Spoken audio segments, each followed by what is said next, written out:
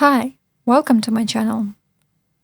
I really hope it gets warmer soon, so I need to finish this beautiful pink mesh sweater. And that's exactly what I'll be doing today. And I wanted to talk about this trend that's been showing up more and more lately: romanticizing success and productivity.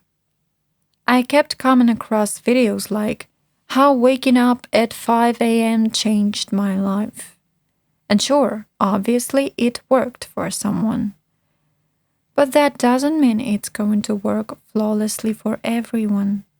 We all understand that, right? Let's start with the fact that there are different types of people. What we usually call morning people and night people. I even heard another version recently. It's A people and B people. For some, waking up at 5 a.m. feels natural, comfortable, and doesn't harm their health or well-being at all. But for others, that kind of early wake-up is basically torture for the body.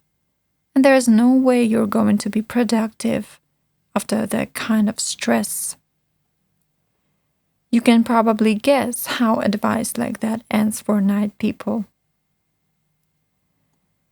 For example, I consider myself a night person. That means big spikes in motivation in the evening and at night.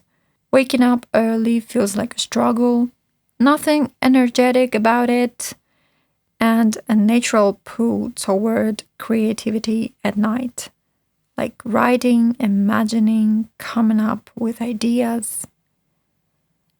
And I once saw an article that described night people in such a distorted way, like they're more anxious, have worse sleep, or are somehow more prone to mental health issues even. Meanwhile, early birds, according to that ridiculous article, were portrayed as perfectly balanced, productive, resilient, and generally more satisfied with life. Maybe the person who wrote that just sees the world in black and white, but still, what do you think? Does it sound true to you? Which type are you? Or this, how to become a morning person, which really sounds like how to become someone you're not. Why? Wouldn't it make more sense to understand yourself, to explore what actually feels comfortable for you, and build your rhythm around your own needs and your own version of a good life? Natural rhythm is called natural for a reason. Some people are genuinely born morning people. Just like some people are born with curly hair, some are born with a natural talent for singing or perfect pitch. Why are we trying to make everyone the same? We are beautiful and complete exactly as we are. There must be some divine reason for that. And maybe that's what we should be encouraging people to value.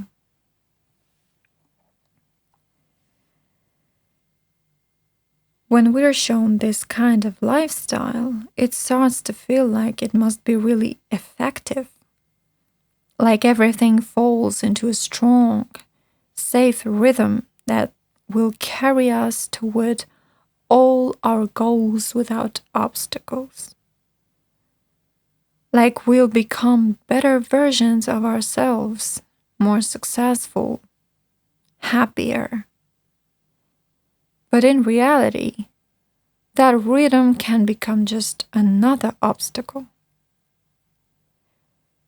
The body goes through stress from trying to adapt to something completely unnatural for it. sleep quality drops, and the things you didn't manage to finish from your to-do list just build up into a constant feeling of guilt. And suddenly, it doesn't feel as light as it looked, as it should have been, right?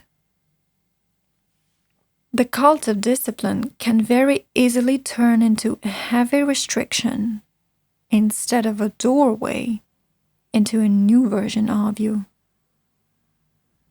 The thing that was supposed to help you ends up draining you instead. Because we're making the wrong choice between romanticized discipline and actually finding a lifestyle that feels right for us personally. Maybe the only thing truly worth taking from all that advice is routine. Not a military one, not a deadly strict one, and not the kind some influencer shows us on Instagram, which, by the way, might not even be real. Just a steady, comfortable rhythm, so your body understands when it's time to sleep and when it's time to work. It's the same with journaling. I've tried to keep journals and diaries so many times. And yes, for some people, it's a beautiful way to organize thoughts. Almost like meditation or reflection. But for me, it becomes an obligation. Something I skip or just don't feel like doing today or tomorrow. And the day after, I want to again. Some people even try to turn hobbies into routines and discipline, like reading 50 pages a day. So, reading when you don't feel like it and stopping right at the most interesting part just because you've hit your quota. I read books in bursts, half a book in a day, and then maybe I won't read for months. That's my normal rhythm, and I know it.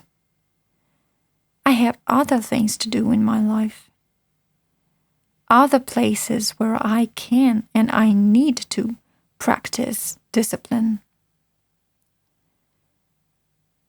Some things should stay unoptimized, chaotic, free, not scheduled, not turned into content. And what works for someone else won't necessarily work for you. This whole thing can become addictive and even dangerous. It can slowly distort how you see yourself, tying your identity to productivity, the number of tasks you completed, how well you followed your plan.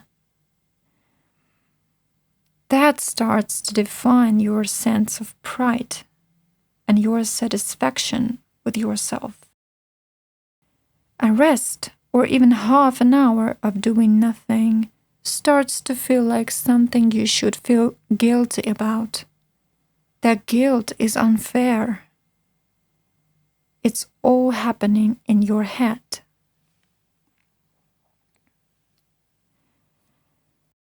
In society, status is often measured by job position, the number of startups or businesses, diplomas, certificates, achievements.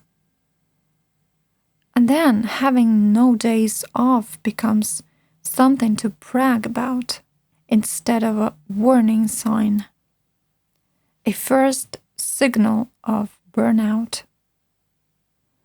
of real depression, not the kind we usually mention online, but something physical, heavy and real.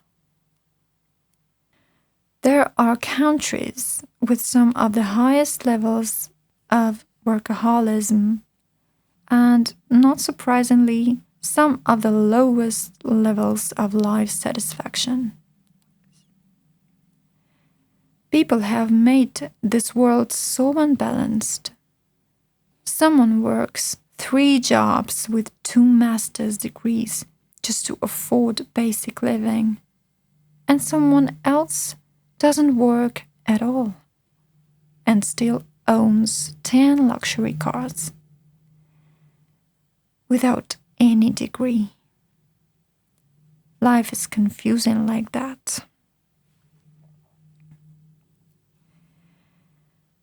But we shouldn't confuse burnout from necessity, from survival, with burnout that comes from trying to become someone else, from trying to prove something to someone, from playing someone else's game of status and success.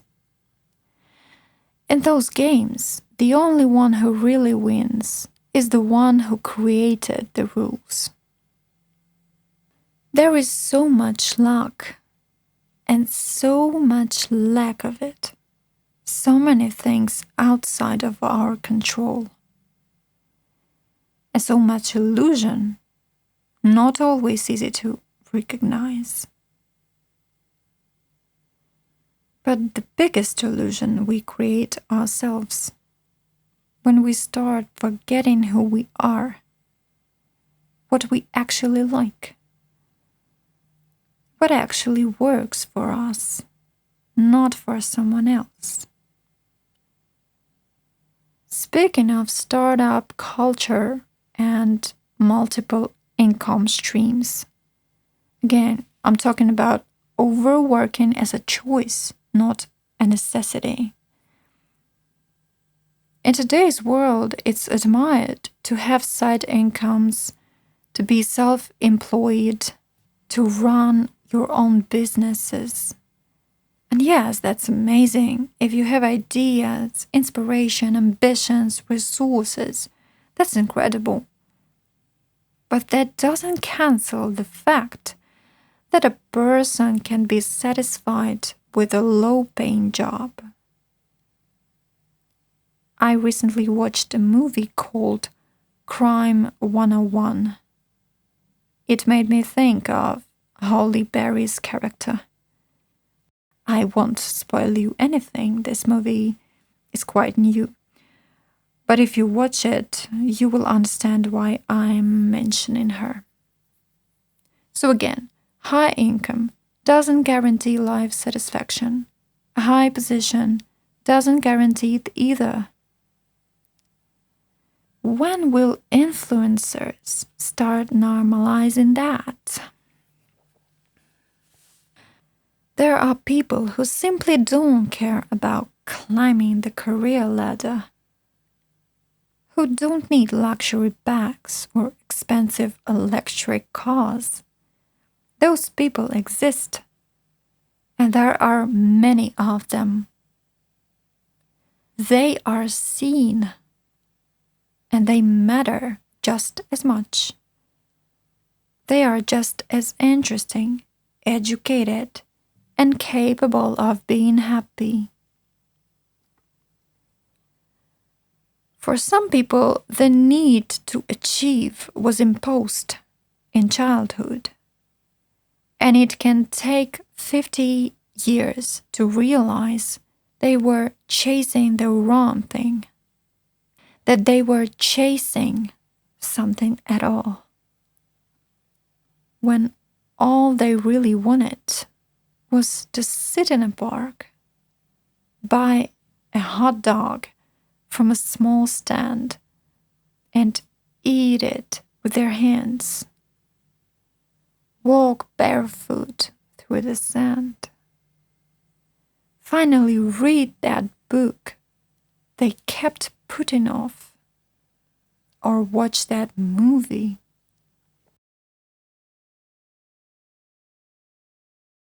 The burnout is real.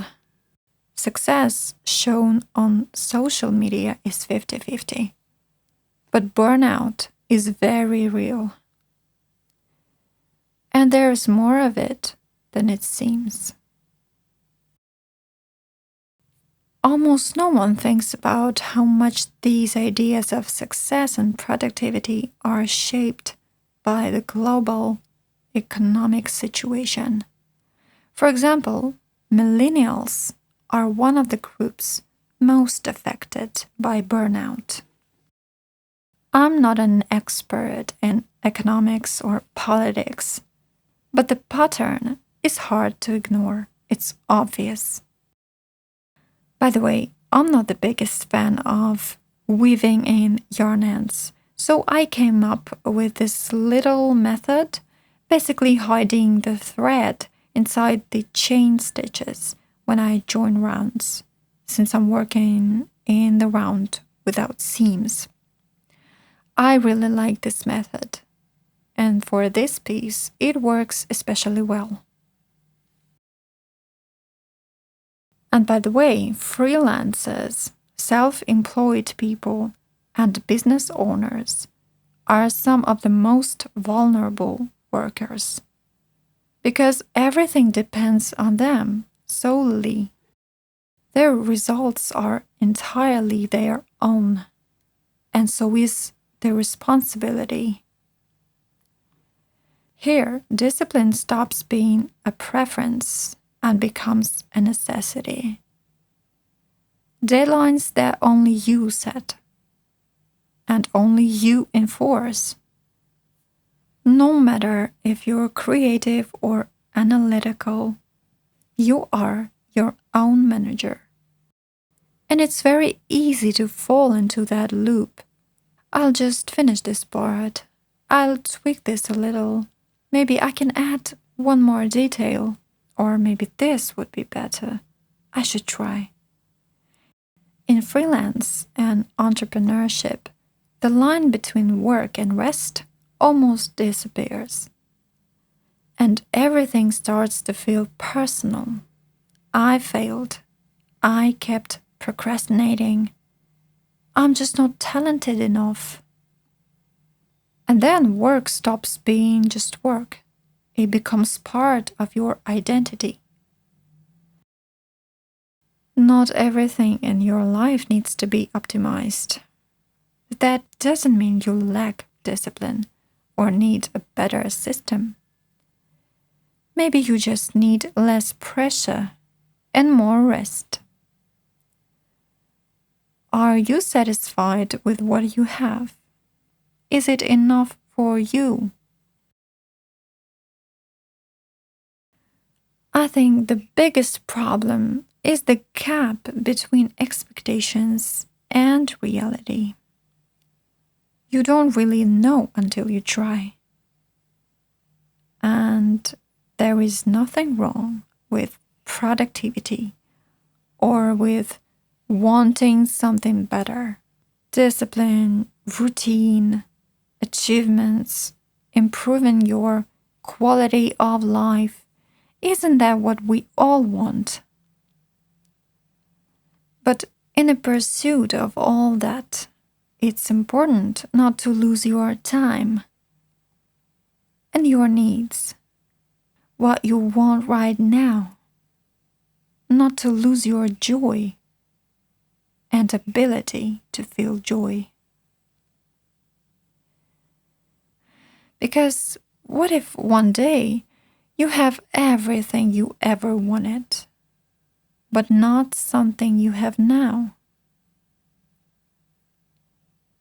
Calibrate your rhythm of achievement around that. Because everything has a cost. And the most valuable thing you have is you. Until next time.